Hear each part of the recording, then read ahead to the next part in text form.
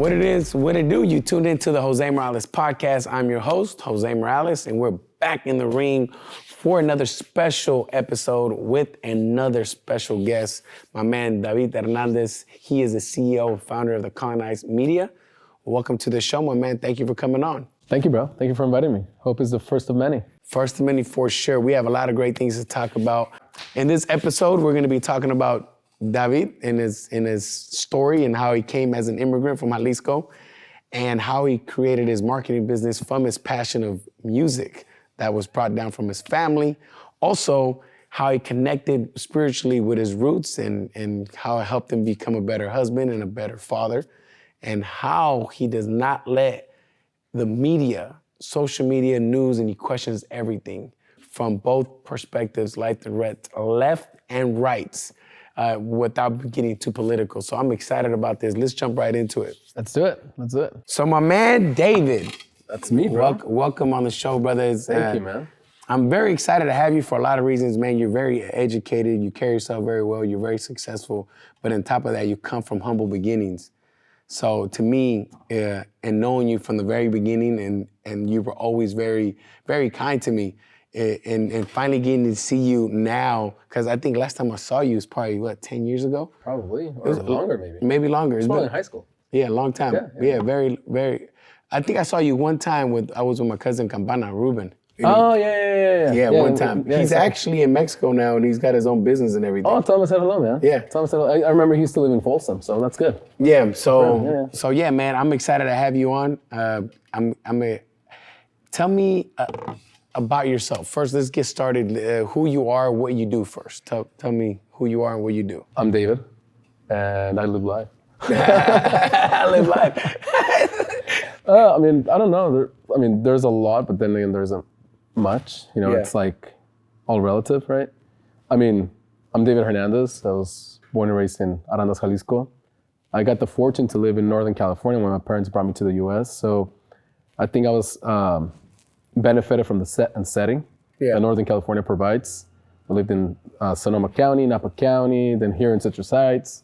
So I had a pretty good upbringing. So, and took advantage of the opportunities that we get in the United States, which is the greatest country in the world. Yeah. I think that, and I believe it, and I know it. That's true. So, there's more, Because what I remember about you used to play the drums. I played the drums. Yeah, I remember. That's what I remember of you. Yeah. I remember that you were big. And just to give you a quick little history of David and I, we actually went to high school together. I think you're 1 year older than me, a couple years. I'll be 33 tomorrow. Yeah. Yeah, tomorrow I'm gonna be 33. Yeah. For real? Yeah. Well, happy early birthday, brother. Thank you, man. Yeah. So 1 year older than me. And what I remember is that you were heavy on the drums, and you were super energetic and happy and talkative. I never saw you angry. You were always in a good mood. I actually saw you angry one time. Okay. One time, and I'll share that story in a little bit. And then we also played soccer. Yep. And one thing I'll never forget is the day you gave me soccer shoes. You gave me some cleats. Yeah, they were shiny. You remember that day? Yeah, I remember that day. What made you want to give me cleats? Well, I don't know. Just really cared for you for some reason. Yeah. You're this tiny little freshman. Yeah. And I don't know. Just I can't remember the exact, motive or whatever. I think you needed some also. Yeah, I didn't have shoes. I think you needed some, and I play music, and I had just bought myself a new pair of shoes, and I'm like, I have this extra. Oh, I'll give them to you. Yeah. So I gave you the extra pair. Yeah. Yeah. Yep. I remember that day very clearly. And then I don't remember if it was after or before, but I felt kind of bad one time. I kicked the ball and hit you in the back of the head. Do you remember that? I don't remember that. That's probably why I don't remember. And I was like, damn, man, I didn't mean to hit you in the back of the head. So I'm gonna apologize again for that. Okay. I forgive you. So you were big in music at the time. Tell me how did music come about in your life? How was music introduced to you?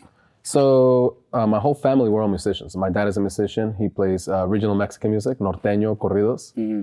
And from Mexico, since I was 5 years old, I was born and raised in Mexico, I started playing drums at 5. Then I would go play with my dad at 6, 7, 8. We'd go to play parties, ferias, where we would get hired. And my dad would go back and forth from Jalisco to Chicago, Jalisco and Chicago. So he had this big saxophone norteño influence, and he would bring like music that was big in Chicago at the time to us in Mexico. Then I got this like really norteño style of playing the drums. And since that was a way we earned a living in Mexico with music, and also my parents had a like a storefront type of thing, and in Mexico we call them tianguis. It's like flea markets that happen. So they would also sell in tianguis, and we would play music on the weekends or weekdays. Then when we came to the U.S., mind you, this was in 1989. We got here, thank God. We were undocumented. My dad was undocumented. Worked, I think, for maybe like $7.50, $8 an hour. We lived in Santa Rosa. My dad had a really good boss.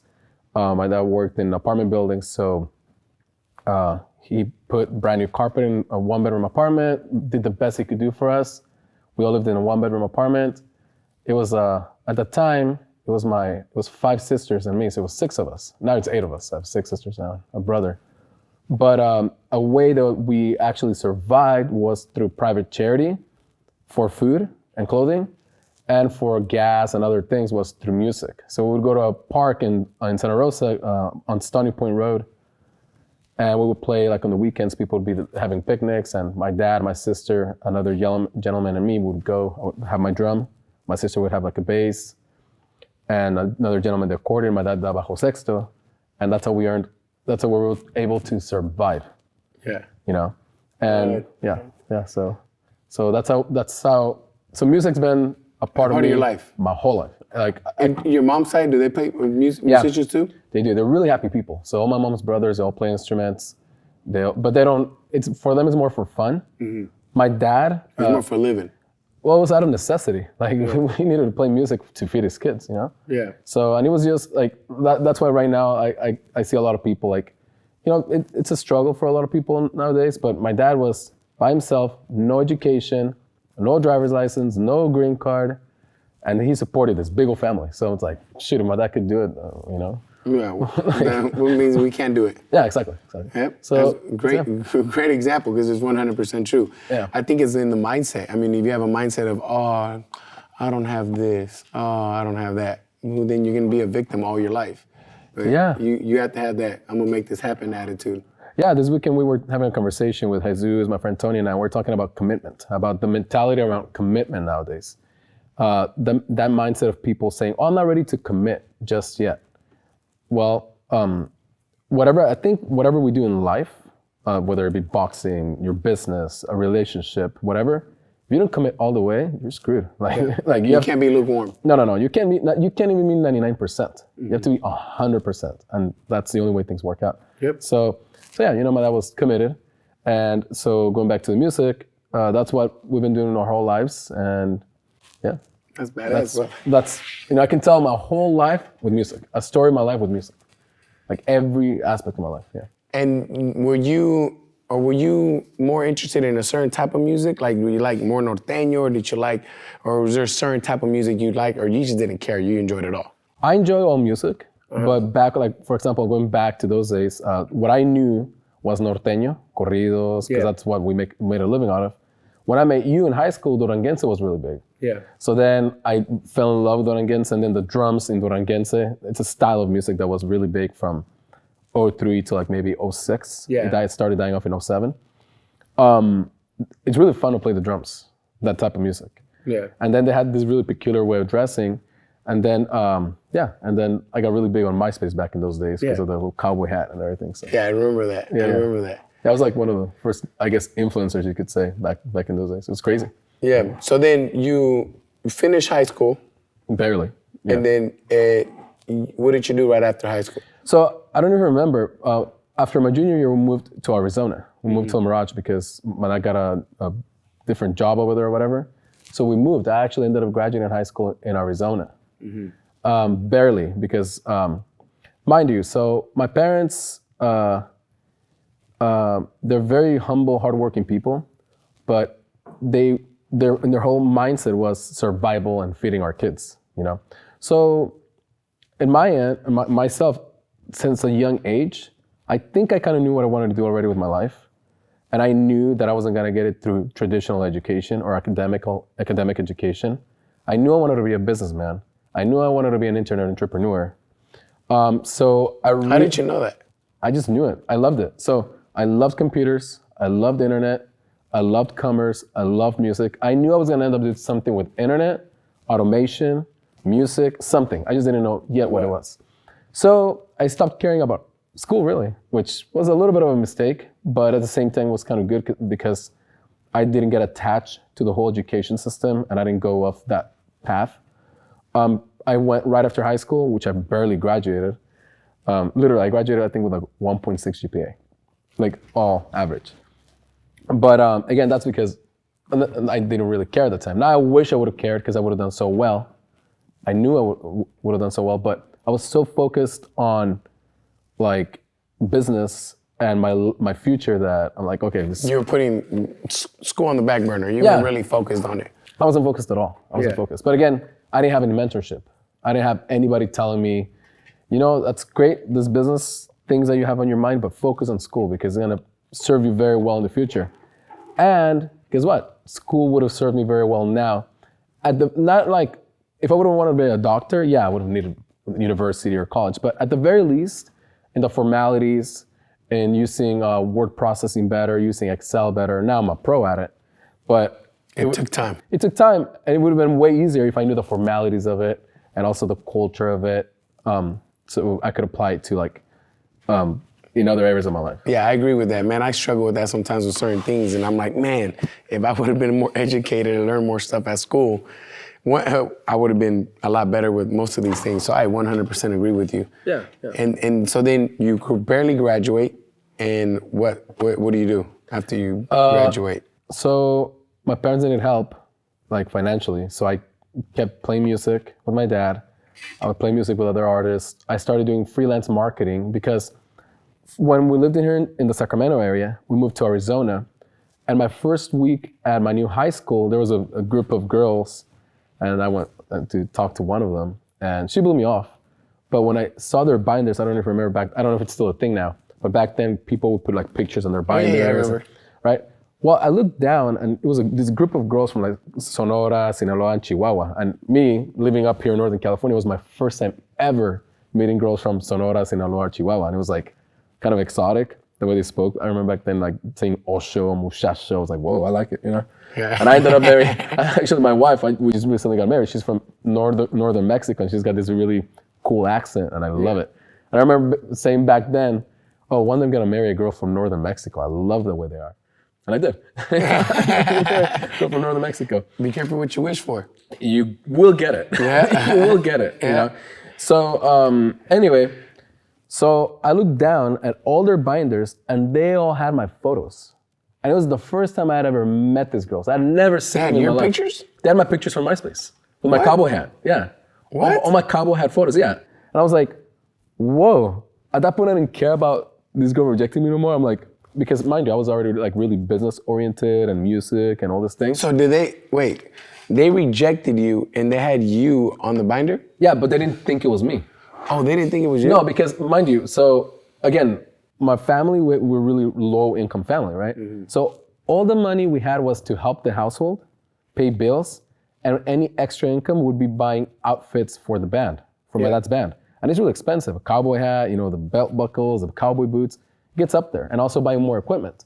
So that's what we would invest there. So clothes for school, we would have whatever charity would give us, whatever I would buy at Goodwill, you know, because I was very conscious that we couldn't afford a pair of $150, $200 shoes. Yeah.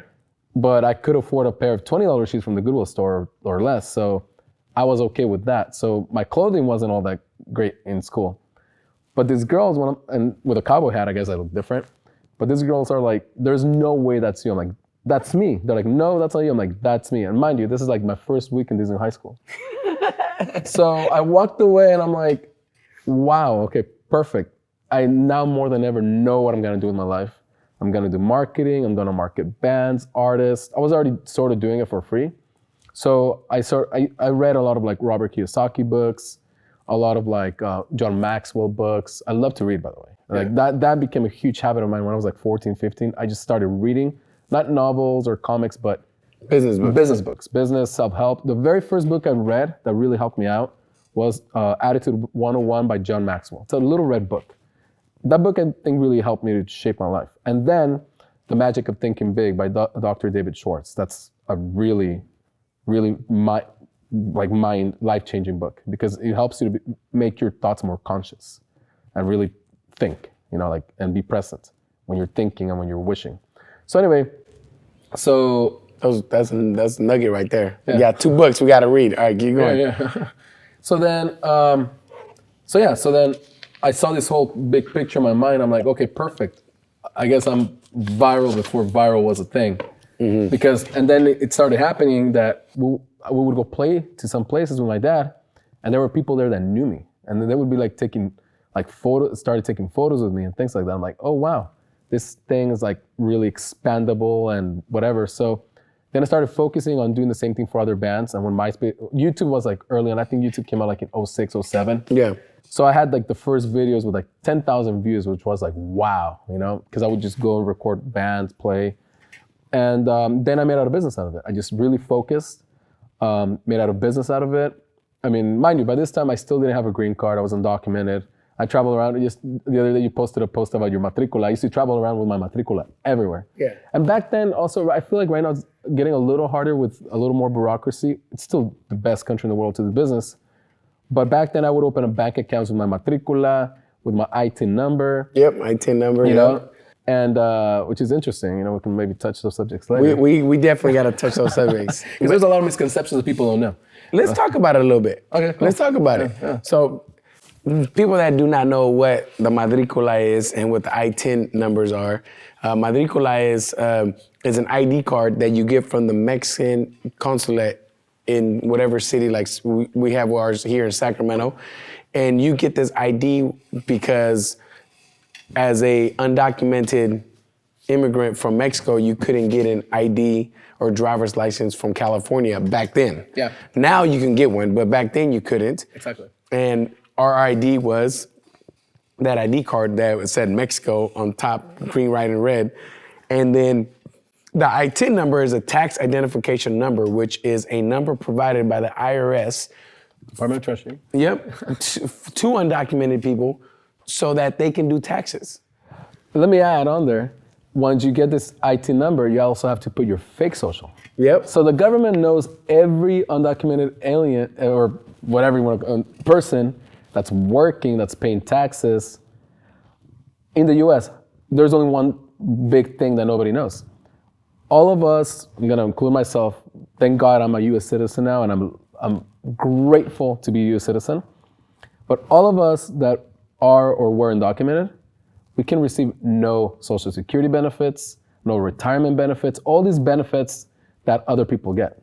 Even though you're paying taxes, even though the government knows you're doing it. That's a big part that you gotta, is that you're getting taxed and you're paying for all these things, but you're not getting the benefit of it.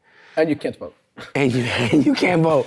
Yeah. So it's definitely something that I always talk about because people forget, or they act like they don't know, or they do not know. And honestly, a lot of people that I've talked to in the past honestly do not know that undocumented people pay taxes. I mean, in my family, that most of my family is undocumented. So I saw most of my family and they all worked and they all paid taxes. Yeah. But then when you turn on TV and when you talk about it, undocumented people pay no taxes and they're trying to get they paint a perspective. They paint a picture of us that we are not. Yeah. Yep. Exactly. And then there's this black box of tax money that all politicians, both political parties, can do whatever the heck they want with it. Yep. Just me being in media now, I created this media company, right? Me being in media, something that I've learned the good way and the hard way is that every time something's being shared with us in a massive push, let's say we'll hear it here in Sacramento, but then we travel to New York City and we hear the same sort of propaganda or agenda from different news sites, something or somebody's pushing that agenda and they're trying to sell the public something. Yeah. So everything we see on the media, somebody's trying to sell us something. So it's something really interesting to keep in mind. And also, for instance, as myself, learning that and through my process this years, I'm always open to being wrong because the ideas that we have or the things that we think we know came from somewhere. Yeah. So if we're open to being wrong, a whole new realm of possibilities opens. A whole new world, literally. But if we're stuck in our ways and a way that the world is and we live in this little box, you live and you die by that. Yep. And the world is an oyster, you know, it's a playground. Why not play in it, you know? Yeah. Wow.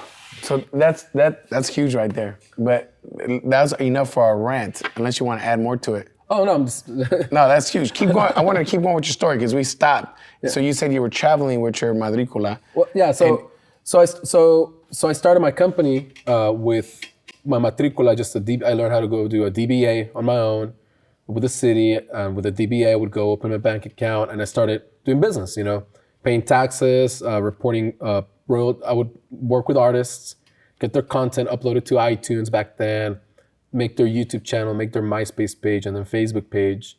And I got a lot of bands pretty famous, you know, a lot of bands like blew up. And then after the... Real quick, I'm gonna do another rant. Okay. One quick last rant. I have to say this. So see how easy you did that though? Like you said, you got your DBA, you did this. That's, if we're gonna say, you know, the good things and bad things that goes on in this country, that's one of the beautiful things of this country. That you can get a business that easy. For $35. Yeah. At City Hall. No, and that's huge because you can go, there's some countries that don't let you do that. No. So the fact that we have that freedom and that opportunity, I mean, that right there is huge and it just speaks volumes because look, it changed your life. Yeah. And that cost you $35. Yeah, well, DBA costs $35. Yeah. And then you go get a tax ID for that DBA. Yeah, that's what I'm saying. The option's there. Exactly. But some people don't have that option. Exactly. So that's huge.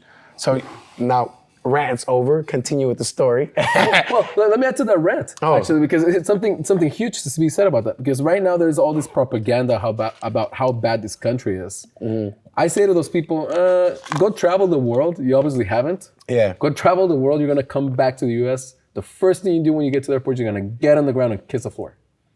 I've been all over the world. I've been to third world countries. I've been all over Europe, all over South America, Asia, Middle East. Beautiful countries, beautiful culture, amazing food. But yet, come back to the US, specifically in California, you're like, oh wow, thank God I'm back in the US. Thank you, God, for allowing me to live here. It is the greatest country on earth. Let me hear your reason why. So what exactly why? Like give us a why. One example, I'm from Jalisco, right? You wanna get anything done, like really get done, you have to bribe somebody somewhere along the way. Here in the US, you wanna get and your rights, even though there's more freedoms in other aspects, if your rights are infringed upon, there's little recourse you can do, unless you have a lot of money and you know who to bribe. In the US, whether you're undocumented, whether you were born here, whether you're a tourist, even a dog has rights, and for a good reason, you know? And if you build a business in the US, you're protected. If you created something with your intellectual knowledge, you own something and you're protected by the law. Yeah. And it's respected. Across the world, anywhere you go in the world, I wouldn't say it's 100% so. Yeah. So that's just one of the many, many reasons. Yeah, that's one really good reason. Yeah. Is there any country that you did really, really like though, that you're like, wow, if I had to move somewhere else, I'd probably move here? South Korea. Well, I didn't expect that one. Yeah, South Korea is amazing. It's pretty much, I mean, it's such a beautiful culture, amazing food. It's just an amazing country, South Korea is. Another, I guess, a second country I would move to, maybe for vacation only, like maybe 2 months out of the year. It's a place called Bodrum in Turkey. That place is amazing.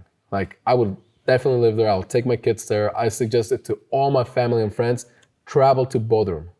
Why? Travel and you'll see. I can't leave the country. You can just come back. Yeah. I can leave. I just can't come back. Yeah. So, but Bodrum is just such a beautiful place, man. Like it's amazing. It just, I just suggest anybody goes there. It's quite beautiful. Yeah. You nice? Yeah. It's a area in Turkey. Yeah. So now let's continue with the story. We had two rants in the mix of the storytelling. So you got some groups famous, right? You said you were marketing to them, you got them to blow up, and that's all with the business and the marketing skills that you provided for them. I'm assuming that drew more people to you. Yeah, so people were asking, who's doing this? Like, this band has no radio play, no TV, and all of a sudden they're selling out everywhere. Who is this? And all of a sudden it was this kid, me, so I started getting all this business from all these unknown artists or up-and-coming artists. And thankfully, a lot of the things, or almost everything I was involved with, was a big hit, was a big success. Yeah. So, just things kept evolving, kept creating a business, focused a lot in technology to manage all these assets, all this intellectual property. And so it's now a pretty successful business. We're expanding globally. We're growing really heavily in Europe, the whole Pacific Rim. Yeah. And yeah. So. Give us some of the successful groups or people that you worked with.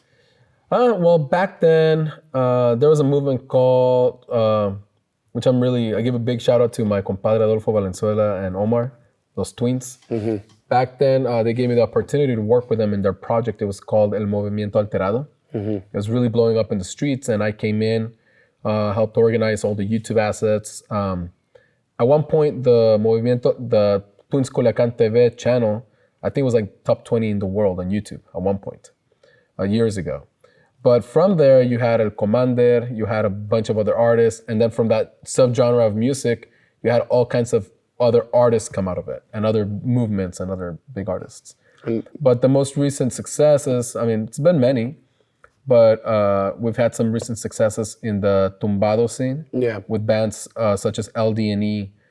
We had a huge summer hit with an artist, a one-hit. I hope it's not a one-hit wonder, but we'll see. A song called No Eres La Oficial by David Santos. We've also had other hits in Europe, and I know there are hits in Europe because while I was over there in the summer, every club or every venue I would go to, they were playing our music from some of our DJs. And How did it feel to know you did that? Freaking awesome, bro. It's gotta be. One time I was in Playa del Carmen, I'm walking through one of the tourist streets, and out of a restaurant, blasting comes out one of the songs that we had just been marketing the last 5 months. I'm like, if I'm hearing it here, that means that it's a hit. So it just feels really good, and all my colleagues so I'm more in the technology side, marketing and rights admin side, but my colleagues that work on the music and marketing side, we share stories of how amazing it is that for example, I went to Iquitos in 2017, and I took a good friend of mine. His name is Chencho Garcia. He's a very well-known character in the music industry. Right now, he has a band called Mariachi Vargas de Tecalitlán. Yeah. His goal is to take the mariachi worldwide, and he did. Right now, they're in Spain, sold-out tour. They're selling out arenas, selling out everywhere they're going. And the Mariachi Vargas de Tecalitlán is like the oldest mariachi in the world. They're the founders. And they were just there, just doing this fundraising events for charities or whatever. And now they're like a full-fledged touring artist. And it's all thanks to Chencho. Chencho was also behind Cristian Nodal.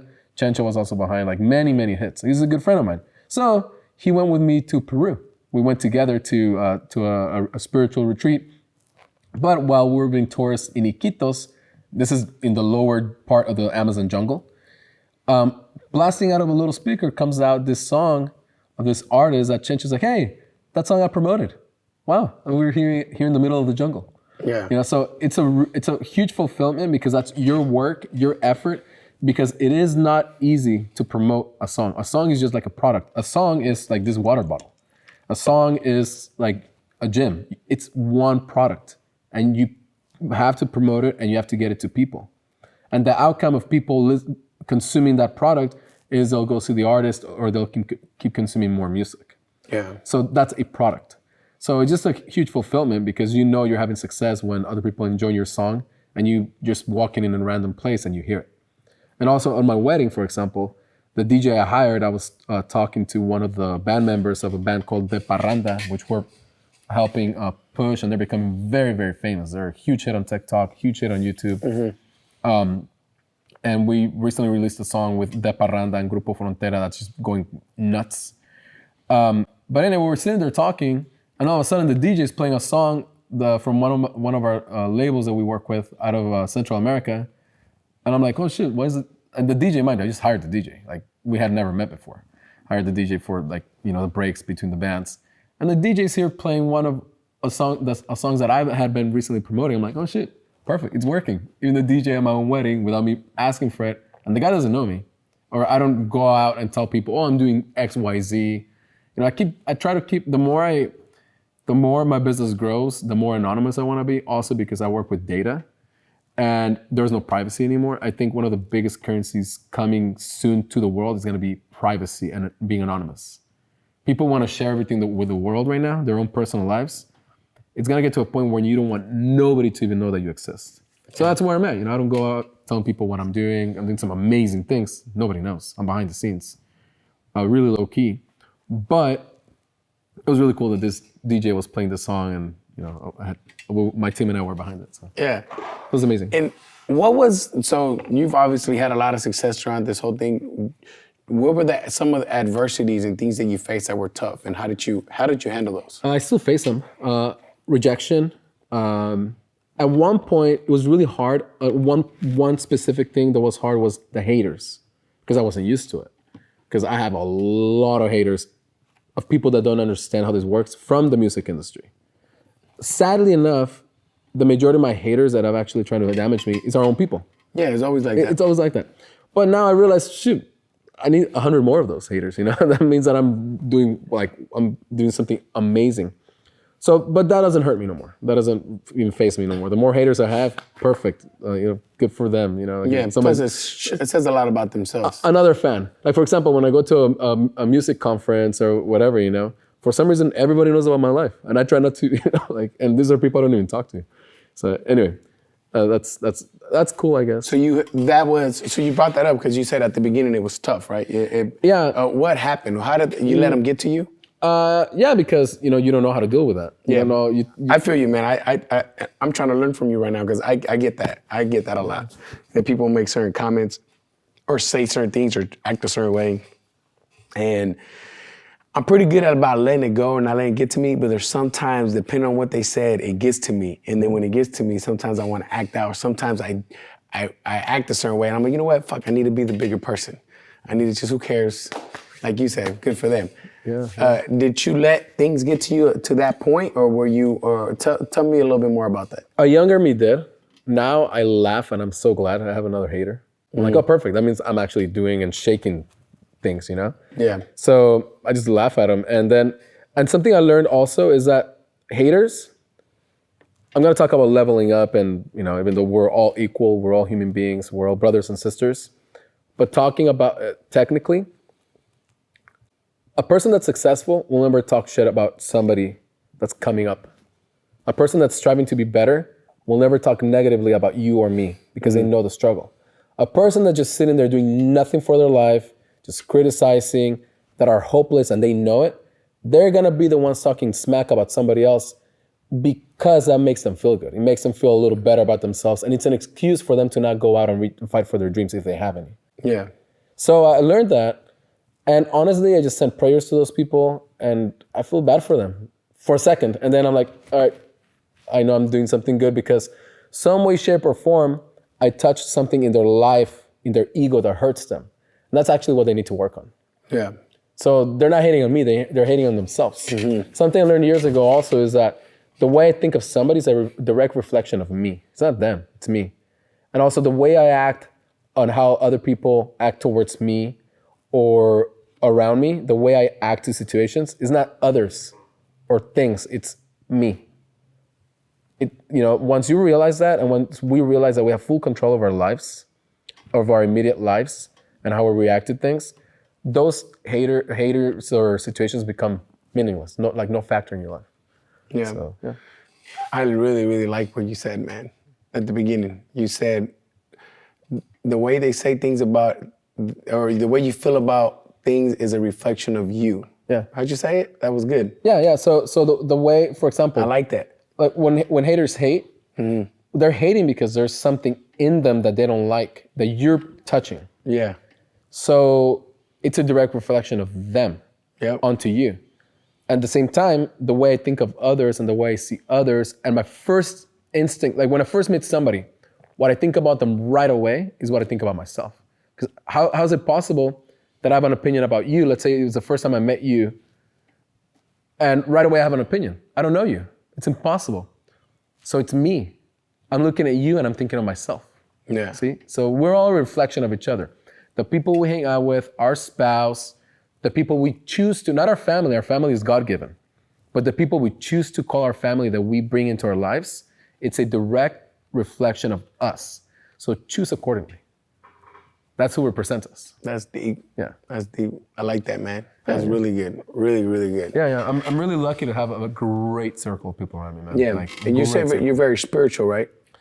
I mean, I'm very human. Yeah. Talk to me about that. You were talking about you into psychedelics and all this. Yeah.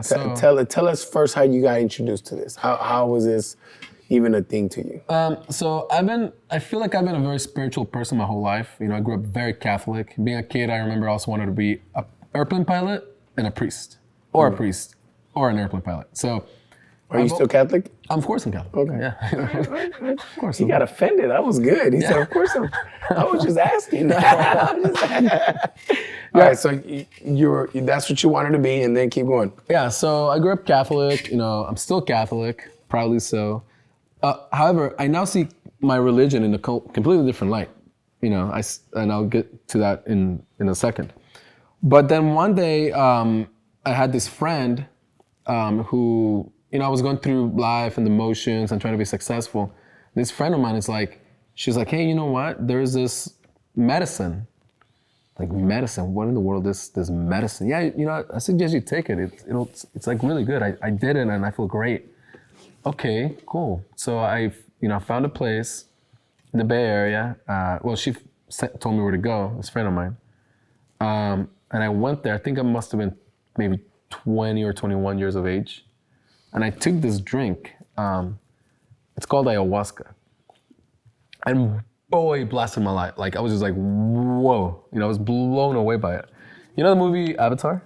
Yeah. That's pretty much what I saw. But the teachings and the learning that I got from it, it was like a whole recap of my life, all my traumas, all my learning experiences. And from there, a whole new me started. That's, I think, when I really started doing way better in business. I understood things at a completely different level. And again, like, all of us humans, we're like an onion. We have layers and layers and layers and layers of things we gotta heal and clean because we have thousands of years of memory being passed through our DNA, you know? So, That's so tight. So these medicines help us do that. Like, because we gotta go into our unconscious mind to work, to bring it out and make it conscious and realize our mistakes, our virtues, our attitudes, and really work on them in our everyday life, in our everyday level. So these plants are called medicines for a reason because they really do cure you. They really do help you. And at one point... What kind of plants are these? What are these? Other like Native American plants. I mean, people use marijuana as a medicine. Mm-hmm. A lot more people use it as an addiction. I'm sorry to say it, but it is. They're abusing it. They're definitely abusing it, but it is a medicine. Mm-hmm. And just like all medicines, all things could be abused. However, this particular one's like ayahuasca, DMT, 5-MeO-DMT, and... Explain that a little bit more for the people that do not know what that is. Well, DMT is dimethyltryptamine. 5-MeO-DMT and bufotamine, that exists in all living things. All plants, all animals, it's everywhere. It's everywhere. And these medicines, I mean, everything that's on planet Earth is here either to heal us, to feed us, and protect us. Everything that's on this planet. And we're made out of planet, we're made out of the stars. You know, we're made out of carbon, out of hydrogen, oxygen, and also of all these compounds. We also have DMT in us, everything. So now, you got a little more DMT in you, different parts of your brain activate, and you go into this disassociative state from your body, and you go into this realm that's just amazing. And the learning and the growth that comes from it is tremendous if you apply it. And this particular medicines, I don't see how anybody could do it for fun because they really kick your ass if you try to do it. It first targets the ego, because our ego is what holds us back from a lot of things. Now, if we have a good relationship with our ego and work with it, it could be our ally, like a bulldog right next to you, if you control it. If you don't, it'll kick your ass, you know? So that's sort of what these medicines work with. They work with your heart, your soul, your mind, your body, your astral, your superior you in a different astral plane. And you understand like God and the Christ within us, I feel like you understand it a lot more. If somebody's an atheist, they'll definitely come out believing in God. You know, like seriously, like it's no joke. So these are very beautiful medicines. You know, I've traveled to Peru many times to do them in retreat centers with the Shipibo tribe, which create ayahuasca. I've also had the fortune of doing a lot of work with the Huichol people, which is where you and I are from. That's our medicine, Huichol tribes, and they work with a medicine that contains mescaline. It's called peyote. And That's a very happy one. well, they're all very happy, but peyote is like it's an amazing medicine. You're really grounded, you're awake, and you're talking with God and yourself. And it's just it's wonderful, but it's something to be taken with a lot of respect in a ceremony setting, with a lot of tradition. The tradition that has been around for thousands of years on how to take these plant medicines serves a purpose to also take care of the person taking it. Yeah. So it's very, I guess you could say, very professional the way it's done, but it's also more so very, very traditional. And it's been done for thousands of years. Huichol, you said, right? Huichol, H-U-I. Like the sauce? No. No. Huichol, so H-U-I-C-H. Yeah. H. Huichol, yeah. Okay. You know, like Huichol musical? Yeah. Yeah. So There's a friend of mine. I have a couple. Actually, I'm around a lot of very spiritual people. oh, good. And one of my friends wanted me. I'm trying to think of the girl's name. I was going to look her up. That's very big with. She passed away, but she was very big spiritually. Maria Sabina? Yes. Oh, yeah, Maria Sabina. Yeah. She's from Oaxaca. And Yes. she worked with Niños Santos. Niños Santos are the holy children. That's the magic mushrooms. Yep. I'll give you a quick story. So I was in a retreat in Mexico, in Yucatan, about a year ago last year in May. And I worked with this relative of hers, like a niece of hers. Hey, that's the girl I'm thinking about. Maybe, yeah. So, and I took 7.5 grams of mushrooms, which is an obscene amount. And wow, it's, I think, one of the most beautiful experiences in my life. Well, they're all very beautiful, these experiences, but 7.5 grams of mushroom, 7.5 grams, 3.5 or 5 grams, it's a heroic dose by Mr. McKenna. He says it is, but 7.5, I mean, I was talking to fairies, it was pretty amazing. But the most important part is I really connected with my childhood and my dad. And I think I worshiped my dad a lot, and I was really grateful for him for the hard work he did to bring my sisters and I up to be good people and good women, you know? Mm-hmm. So I really connected with that. So that was the effect of that particular experience with that medicine. It just really connected me with my dad, and he helped me heal a lot of things I had between him and I. And it was really beautiful, you know? So, yeah. What? Mm-hmm. Yeah. Yeah. So the girl I'm talking about, I mean, a friend of mine told me about her. I'm pretty sure it's her.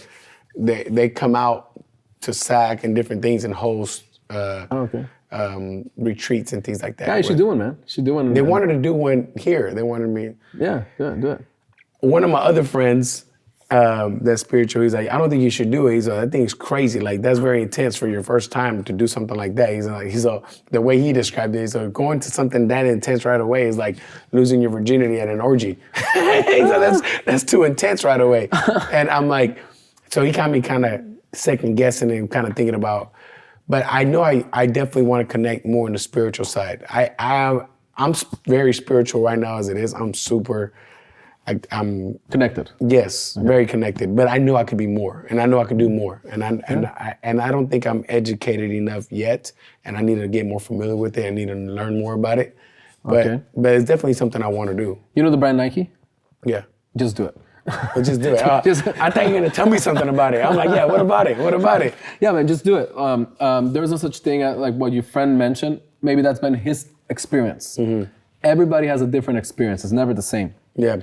If the intention is to heal something and grow, do it. If it's from people that are doing this in a very respectful manner, in a very structured and traditional way, do it. It'll save you 100 years of therapy, or even more. You know, everybody has a different experience. My experience has been incredible. One time, but every experience has been different. It's never been the same. that's the thing with these medicines. It gives you what you need at the moment and what you're ready for. Nothing else, nothing more. If this particular person told you this, probably kick their ass. Or it's probably kick their ass and they're like, oh. Don't do it. Don't do it. But that doesn't mean it's gonna happen to you. Yeah. Maybe everyone's different. Yeah, everyone's different. And for some people, they needed an ass kicking. They needed an ass whooping because they needed to wake up to their, to their faults and things that they're, doing, like whatever, like doing bad with in life. But these medicines just bring us back to our true selves, to like you or me when we were like 2-3 years old, innocent, pure, where we were happy with just a water bottle in the back of our bikes at the age of 7, and we didn't need a phone, we didn't need the latest car, we didn't need the biggest house. It brings us back to being truly fulfilled and happy. Mm-hmm. And then when you're and with self-love, like pure love that flows from within outwards. When we need love from the outside, we're lacking. We need something from outside, and we're always going to be in need of something. Yeah. But when we learn to bring it from within out, it's unlimited. And everywhere we go, we're just emanating light. And these medicines, if you're already not like that, these plant medicines help you to get to that point. And it's a really beautiful path. And there's another thing. It helps you to make the unconscious conscious, meaning things that are in your subconscious mind that you rarely think about, but that's the reason why we act how we act, how we respond to situations, addictions. Again, I'm not a doctor, but addictions, illnesses, chronic diseases, a lot of times from the research I've done and from what just general knowledge, I guess, those things come from things we have in our mind. Things like traumas, like the way, because our body is a chemical creation machine. Yeah. We're creating all kinds of hormones all the time, all kinds of toxins. And when we're angry, when we're sad, when we feel envious, we're creating these toxins and these hormones that are actually damaging our bodies. And then we have cancers and we have all these things. Now, if we're happy, our body's creating endorphins and our body's like healing and cleansing itself, and we're moving in a positive, uplifting light. Yeah. So many times society and the people we're surrounded with, it's the world we create. So the people we're surrounded with, the way we have our house, the way we have things around us, that's the world we created with our unconscious mind. So it's physical. Yeah. So now once you go and take these plant medicines, you see what you created and they help you to make real change. But real change costs. It costs comfort, it costs friends, it costs getting away from the wrong relationships. But in order to really change our lives around, which these medicines help you, it's like they really help you to see like your own faults and end with them and move on. But it's really hard. So yeah, that's a real hard work. Hell yeah. Wow. So if I didn't want to do it before, now I think you made me want to do more. Yeah. No, that's super cool, man. Thank you for sharing that experience with us and sharing, how the proper way to do it. Because like you said, everything can be abused. Yeah. And that's something that I honestly, I'll be honest with you right now. That's something that with me, I never really tend to want to do it or get into it because it could look or sound really bad to people that do not know about it. Oh, Jose does shrooms. You know what I'm saying? Or Jose is doing this. And then Jose as a coach and as a leader to my teens and my boxers in the gym or kids, well, my coach does shrooms. Let me do some shrooms. You know what I'm saying? Yeah. That's the way I looked at it for people that do not know about it. That's what made me even more hesitant about it because this is not a drug that people, like you said, it's a medicine. You're healing from this. You're not using it to party or to fucking just turn up and whatever you want to do. It's in a respectful and a curing way. Like a person with addictions, like alcohol or like other drugs, this will help them heal themselves, literally. Like it's even scientifically proven. It literally rewires the synapses in your brain, like literally. Yeah. It's no joke. I agree. Like I said, I have a couple friends that are spiritual and he tells me the same thing. He's like, man, this is why it's looked down upon and all this is because this will heal so many people. Yeah, and it will eliminate people from a lot of demons they have in their head. That and just lack of knowledge around this subject. Mm-hmm. Because for thousands of years, our forefathers, like Native Americans, did these things for thousands of years. And now all of a sudden they're reemerging again in a very traditional and very respectful manner, you know? So, I mean, I started doing these things like, I'll be 33 tomorrow, so for 12 years now. Oh, really? Yeah. And it's really helped me. How often do you do it? It's like a shower, you know, where you feel really dirty, you need to go get a cleansing. So, I don't know, maybe like once or twice a year, like a really deep ceremony. It just really depends. And maybe a little more. But then there's other practices, spiritual practices that I partake in daily. Yeah. And gratitude affirmations, you know, because it's not just a one-off thing. The medicine is one tool. The real medicine is us. The real shaman is you. The real priest is you. The real holiness there is ourselves, our body, our soul. And it's like an everyday work. It's 100%. Yeah. Well, that was great, man. Great talking about that. And let's continue with you, man. So now, future you, what are your goals? What are you doing now? So you got this marketing down, you're still doing that. And is that all you're investing your time in, or are you doing other things? Tell us about that. No, so same company. The company is growing very rapidly. I kind of stepped off a day-to-day operation thing and moved more into a global business development, head of Latin, because I love Latin music, business development. I'm also advisor to operations and also head of marketing. So our goal right now is to expand globally really very rapidly. We're really lucky because we're a profitable business. And I think we're in a good position right now because right now we're in this fourth turning. Like we're already staring at the abyss of what's about to happen worldwide with the economy. But I feel like we're in a really good spot because we are a profitable company. We're a technology company. It's technology based. And I just want to work really hard with our team to position ourselves in this next upswing in the next 3 to 5 years, 8 years, and be there. We'll possibly take the company public, maybe merge with another company, maybe work with a capital firm to expand the company. And my goal is to create something that withstands the test of time. And when I'm 90 to 100 years old, in my last breaths, that company's still operating. Yeah. So I think because that's a direct reflection of me, and that's my hard work, my effort put into one thing, this planet, in this dimension, and made it physical. I think that'll be a really cool thing to see, you know? Yeah. It wouldn't be part of me, but it wouldn't define me. But it would be cool to create a legacy company. Also, and it's like a child of mine. Same thing with my children. You know, I currently have 6 kids, 1 on the way. Yeah, really happy about that. And I see my kids in a similar light. Like, my kids are my legacy. So they deserve, and I require a lot of my energy and focus and intention to help them be the best people and the best citizens to the world that they can be, you know, so. I love that right there. I love that. That right there is going to be on Instagram, brother. I love what you said. You said, my kids are my legacy and they deserve a lot of my energy and effort to making sure they're good citizens. Yeah. And that reminds me of the video you posted on Instagram recently with the guy talking in Spanish. Oh yeah, my wife sent it to me. I'm like, I love this. I actually even reposted it and I put it on Instagram and I put, get a translator if you don't know what it says.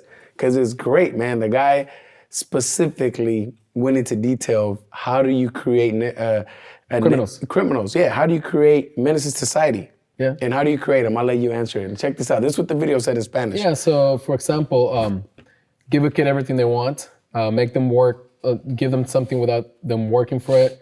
Whenever they complain about something, don't tell them anything. If they do something wrong, don't hold any consequences for them. You know, things along those lines. Pretty much what we're living in society today, you know, with parents thinking there's a way they should raise their children and how the government and media tells us we should raise our children. We're actually really messing them up by letting them have all these things that we're allowing them to have. Mm-hmm.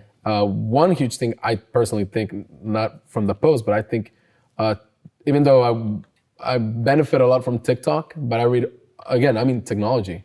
What's really messing up society right now and teenagers is social media. For sure. And things like TikTok and all this propaganda. Again, mind you, I work in making hit songs. How do I do that? By marketing, by propaganda, by making sure that this song pops up everywhere people turn around in their phones. That's my job. Same thing, some government, some institution, somebody out there somewhere is also pushing agendas the same exact way that I promote music. Yeah. The same exact way you could promote this water bottle. The same exact way you can promote your gym in the 50-mile radius. It's the same way agendas and propaganda gets pushed onto us. So right now, the family cores are being destroyed. If you destroy a family, you destroy a neighborhood, you destroy a municipality, you destroy a county, you destroy a state, you destroy a country.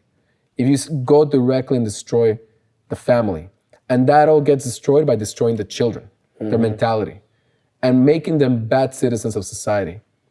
So, being conscious of that, I do my best to keep my kids limited to social media and things. So, yeah. That's huge. That's another social media classic video right there, because we're gonna push that. People need to hear that. Yeah. And 100% with you, man. I think something that happens with parents, because I see, I'm a coach, so I see parents all day, is I think they want to, give everything that I didn't have to my kid. You know what I'm saying? Huge mistake. Huge mistake. Yeah. Because you can do that in a correct way, making them earn everything, teach them hard work, teach them discipline, not just here, that's what you want. Yep. So I 100% agree with you, 100% agree with the statement you made, and 100% agree with that video, because it's huge. You know what? And on that, we're all a product of our environment. However our parents are, that's how we're gonna be. Yep. And then me going back to my upbringing here in the US and Mexico, for a while there in my early 20s, I was really like, oh, my parents are really bad. They didn't give me the best. They didn't even care about my school. My parents did the best they could do with the information they had and the resources they had. And now looking back further and what these plant medicines have helped me, realize and heal, is that was the best education I got, because I learned how to be independent, self-fulfilling. I learned how to work honestly, with integrity, and consistently. Thanks to my parents' work ethic. And because they didn't give me everything I wanted, I learned to want to desire things. A lot of kids today, the parents give them everything. They have no desire. They're at home all day after school. They're at this point, like for example, me growing up with social media, I was interacting with people and doing business moves and making it work to my benefit. The majority of kids right now are just in social media, not really doing much, interacting with other friends, but doing things that are not productive to their lives. But then also they're living this false fantasy, this fallacy, this fugazi-ness that the world is and how the world should be.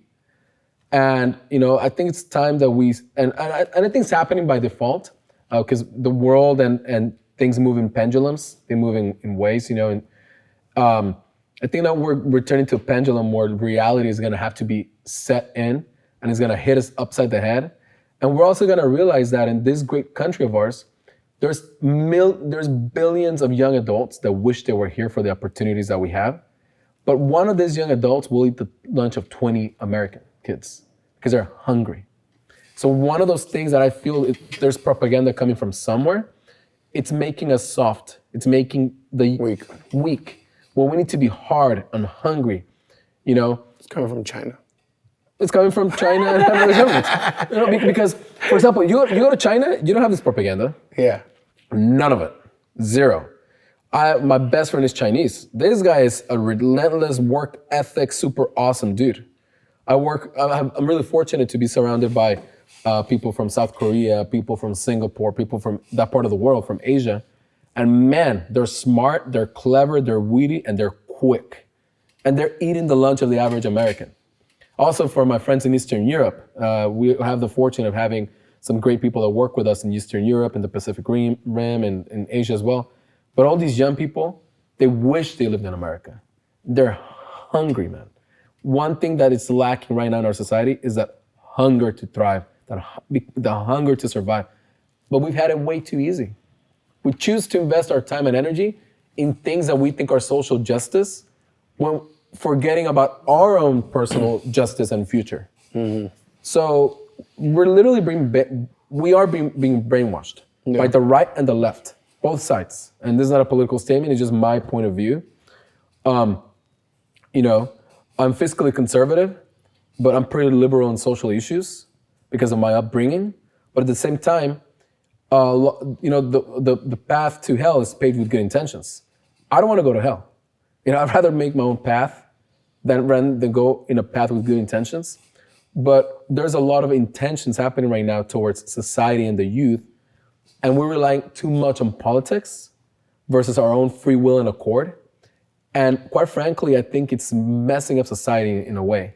But again, that'll, just like the forests, just like the snow, I think the natural law of the land is that things renew and restart and regenerate. Yeah. So give us some tips on parenting. Like you said, you got 6 kids. I mean, gonna be 6 kids, right? Because you have one on the way. Yeah, I have one so on the way. Yeah. What's something? 7. Oh, it's gonna be 7. Yeah. So you have 6 with one on the way. Yeah, so yeah. 7 kids. 7 kids. Yeah. What is some of the tips that you can share with parents, fathers, that you do to be able to provide that energy, that connection, and that discipline with your kids? Give me something, because you said we got to invest in our kids. What's something you do? First of all, I start with myself and my spouse. We both have to be on the same exact page.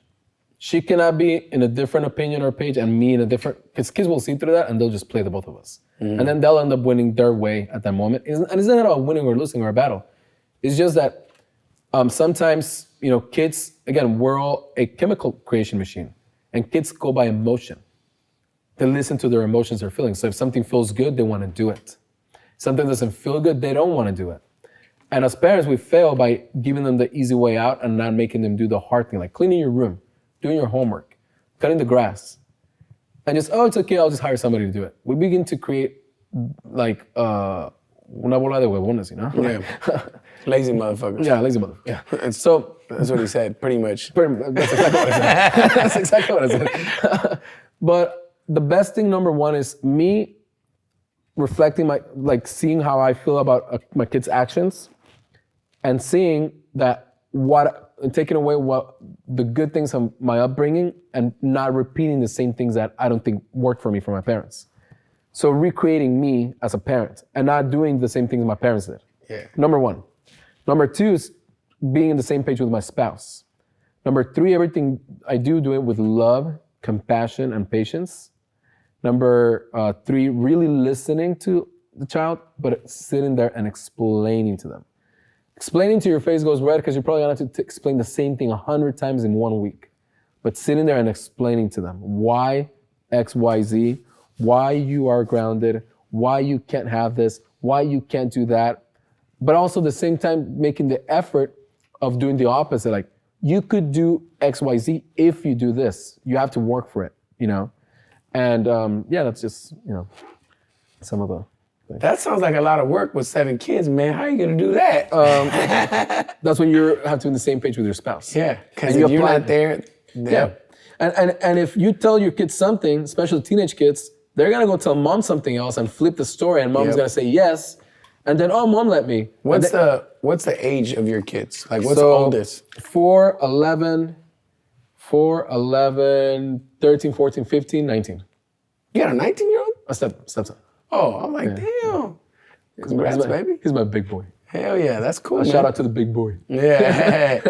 So those are great tips, man. Amazing tips. It's definitely something that is difficult to do. I'm gonna share a quick story.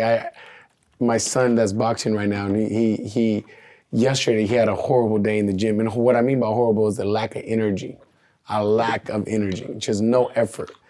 And I was really hard on him, and I was so hard on him that he cried. And he's the coach's son. Yeah. So then at the gym, I was hard on him and he cried in the gym. And then on the way home, I was his dad now. So in the gym, I was his coach and I was hard on him. And then in the car, on the way home, I flipped the switch. I'm dad now, and now I have this emotional connection with him. And I began to explain to him why I was hard on him. And I wanted him to make sure he understood that I'm being hard on him because I love him and care for him, because I want him to do good, versus I'm just being hard on him because I want to be a dick. Because to him, he doesn't know the difference yet. You know, he's 8 years old. So I took the time to explain that to him because of that, because I want him to know why this is important. And that's exactly what you're talking about, is taking the time to explain X, Y, and Z and why we're doing this and that versus just doing something and them not knowing why. Now they just looks like you just want to be a dick and I hate dad. My dad is just, he's mean. He's not nice. Yeah. Yeah. And and it's hard, and that's exactly true. But it's also hard having multiple kids because they're all different personalities. Very different. They're completely different. For example, what works with one doesn't work with the other. Doesn't work with the other, yep. And it's like, but thank God, and my DNA, I have this certain degree of cognitive intelligence that I can, from 1 second to the next, switch real quick into a different way of treating this other child, and then the other one, because they're all so different. I cannot be the same I'm with the other, or else it won't work. Yeah, that's something that I'm having a hard time doing with right now, because with my oldest, I feel like I was the best dad. I'm like, God damn, I got this down. But then when my youngest came, my youngest very different than my oldest. Like they're two different boys, completely different boys. And certain things that I do with my youngest takes it very differently. So I notice I have to make different adjustments or do things differently because he's not taking in what I'm giving him the same way my oldest did. And this reminds me of coaching. Like coaching's like that.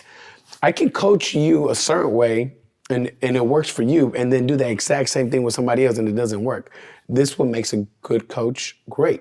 When you can see what's gonna be best for each person and then figure out what kind of program or what kind of teachings or coaching you're gonna provide for them to make them blossom and make them do good in whatever it is they're doing. That's what your job is as a parent, pretty much, is you're trying to put your kid in a good way so they can do great. So exactly. And real quick, because you mentioned something as a coach, I want to congratulate you. Yeah. Because by doing this podcast, you're extending your coaching that you do here. You're extending a piece of your life to all these people that come here. So congrats, man. Oh, thank you, brother. In that continuing education, because one thing is physical, but the most important thing is the mind. And if you can get the mind and the spirit down, everything else is just much easier. So congrats, man. Thank you, man. Yeah. That means a lot, especially if coming from someone like you. Appreciate you coming on, and someone that's known me from the beginning. Yep. So you takes one to know one, Yeah, takes one to know one. Appreciate you. So let's get to little fun questions now. Unless I'm gonna start asking you some random fun questions. Go for it. The first one is tell me something about David not many people know. I don't know.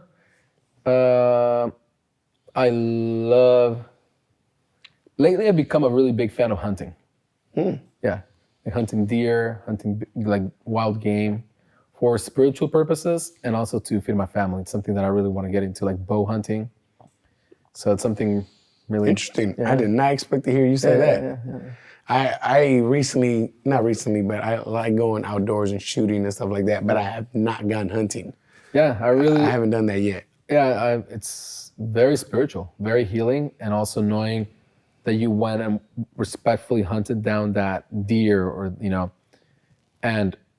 that wild game, and you did all that work, because it's a lot of hard work, and got there and they presented themselves to you for you to take them and take that shot and take them home with you and then feed your family with it. It's an amazing feeling. And you know where this food came from, and it's very healthy. Yeah, that sounds, I was talking about that. I was in Tahoe this weekend, and everything's locked up and for bears and all this. And then I was telling my friend that I was with, I'm like, man, they're looking for food every day. They can't go to a drive-thru and just get food, or they can't go to a restaurant every day.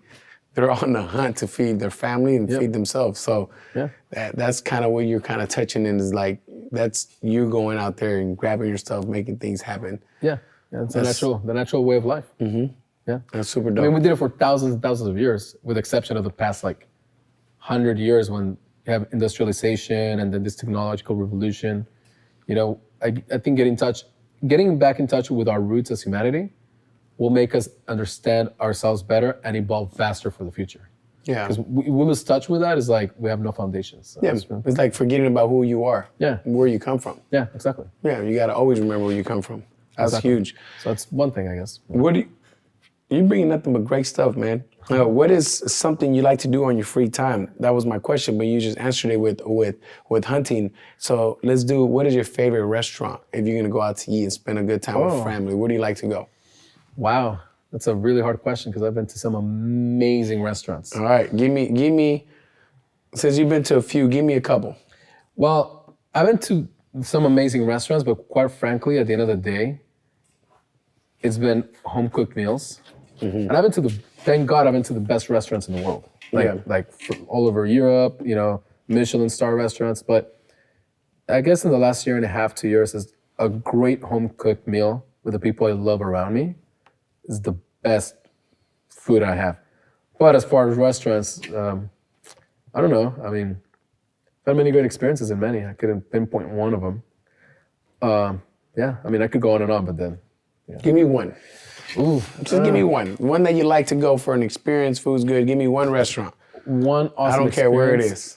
It could be locally, it could be anywhere. It was this one time in the Mediterranean. I can't remember the name of this restaurant, but the food was epic. The music was amazing. And then we broke plates at the end. It was Greek tradition. So we broke all the plates at the end and the food was amazing. So no one's got to wash dishes? Somebody's got to clean up the dishes. So that's interesting. That's cool. Yeah, so this was in a place called Dimaris. Dimaris in Turkey. That was epic. Oh, and Principito in Mykonos. That was epic. I was being fed my food while I was dancing. That was pretty cool. So you were dancing? I was dancing like crazy to like electronic music and just drinking water. It was a really hot day in Mykonos. And we had like all of our food and they feed you. So it was pretty cool. Yeah. That's different too. Yeah. I need to hang out with you more. God damn, you're doing all the cool stuff. All right, is there anything you want to add? Anything you want to say to the people listening? Anything you want to add to this? There's your time. Yeah, fight for your freedoms. Fight for your life. Fight for your love. Fight for your voice. Don't be the person that tells somebody not to say certain thing. And also don't allow anybody to tell you what to say or how to say it. We live in the greatest country on earth. We're in a slippery slope right now where there could have been something I said in this podcast that could be used against me for whatever reason. That's really scary because just as it can be used against me or you, it can be used against the person criticizing it. So fight for your freedoms, fight for your life, fight for your family. Don't be a lazy ass. Work really hard. Find something to be motivated about. Honor your mom and dad, honor your family, honor yourself. Once you edify and honor those people that gave you life, you're edifying your existence. No. So that's something that I've learned to do in the last several years. Admittedly, I lost touch with a lot of things because of this path that we're on and self-discovery.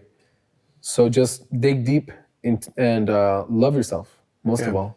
So you can truly love others. That's the only way. Yeah, that's good. Yeah. I like that. Now, if people want to stay connected with you or anything, how can they keep in touch with you? Well, I'm trying to be kind of anonymous, but I guess they could send me a message on Instagram. If there's a specific question, it's at the DHZ, like the frequency. So THEDHZ. Look me up on LinkedIn. Again, I'm pretty blah there. I just have it for work. I'm probably the most honest person in LinkedIn, by the way. If you're going to look at it, I don't have any college education or anything, no inflated ego, just, so nothing interesting there. But that's how you can get in touch with me. Cool, man. Yeah. And maybe in a few years, you won't be able to find me anywhere. I'll be completely anonymous. Just my companies and everything will be out there, but me, I'll be non-existent. Can I find you? You have my phone number. Hey, nah, I'm just fucking with you. The public won't. Nah, I'm just messing with you. I just had to had a busting joke, had to make it fun. Because you try to end it on a sad note. Oh, that's a great note. I'm It's a great note, our freedom, our privacy is some of the greatest things we have. And I think as a society, we're kind of ending this cycle of like being a teenager, of experiencing these new things. That we now are gonna be like, okay, now I don't want that. My privacy is very valuable. Yeah, my freedom of speech is very valuable. My thoughts, my ideas are very, very valuable to me and the way it shaped my life. Yeah. And I think we're about to enter this whole thing where we're gonna question everything. Oh, that's another thing I really wanna say. Question it all and be open to being wrong. But question everything. Like agendas that are being pushed to us from the right, the left, in the middle. Question everything. Because I'll give one anecdote, and I don't know if we have much time left, but I'll give one anecdote. One day I was in New York. I go to New York City a lot. One day I was in New York City. I was in my room. I turned the TV. There was the news going on. I got to JFK. I'm sitting at the lounge. TV's on. Similar news were going on. And then after going to New York City a lot, and then flying back to Northern California or to San Francisco or whatever, I realized that the news that we're sharing in New York were actually local news, but they were being broadcasted at the national level. And it hit me, I'm like, wait, we're being fed New York news in California that don't apply to us, but people think they do. Mm-hmm. So we're being fed big city news throughout the US and throughout the world, when those are most of the time only big city issues. So let's be very careful on what media we consume, because, whatever we put in our subconscious mind, that's how we live our lives. Yeah. So I realized that years ago, and I'm like, okay, I need to quit the news. I don't watch news. I read articles that I want to read, and I even question those. I read research from universities. I even question where the research money fund came from. We need to be very, very careful nowadays with the media that we receive, and we need to focus on our personal lives, our personal finances, our personal spiritual, physical well-being in our homes. Forget the world, forget what's happening out there. The real change begins at home and when nobody's watching us. The real change I can make in the world is when nobody's watching me, when nobody's listening to me, with what I tell myself, and with what I do when nobody's watching. Yep. Because sooner or later, it will all come back to bite us at any time. But that's where real change happens, behind our doors, in our home, with our kids. Because then that change goes to the schools. Then we also do that change at work. We begin to show that change with actions and with results. And then we're contagious to other people. Stupidity is contagious. Happiness is contagious as well. We have the right to choose, are we gonna spread stupidity and being an idiot or an asshole? Or we can choose to spread humility, happiness, love. We can choose. We have the right to choose. Nobody's coming to people are allowing the government to do it, to tell them how to live their lives, but nobody's really coming to us and telling us how we should live. We choose. Nobody else. But we also choose by voting with how we spend our money and the media we consume and the friends we surround ourselves with. Yeah. I like it. I like it. Great stuff. Great way to end it right there. But before we do that, a couple more things. First thing is, if you can name this episode anything, what would you want to name this episode? Don't spread stupidity. Don't spread stupidity with David Hernandez. Yeah, that's good. All right. Well, thank you guys so much for tuning in. Thank you, man, for taking time of your day. I know you drove your couple hours to get here. It's a pleasure, bro. And to be here, man. It means a lot. It means so much to see you again, connect with you. You're definitely somebody that I'm blessed to call a friend. So absolutely. Thank you. Likewise. Thank you so much for coming. Thank you guys for tuning in. We'll be back next Monday for another episode. And we are out. Deuces. Hasta luego. Hasta luego.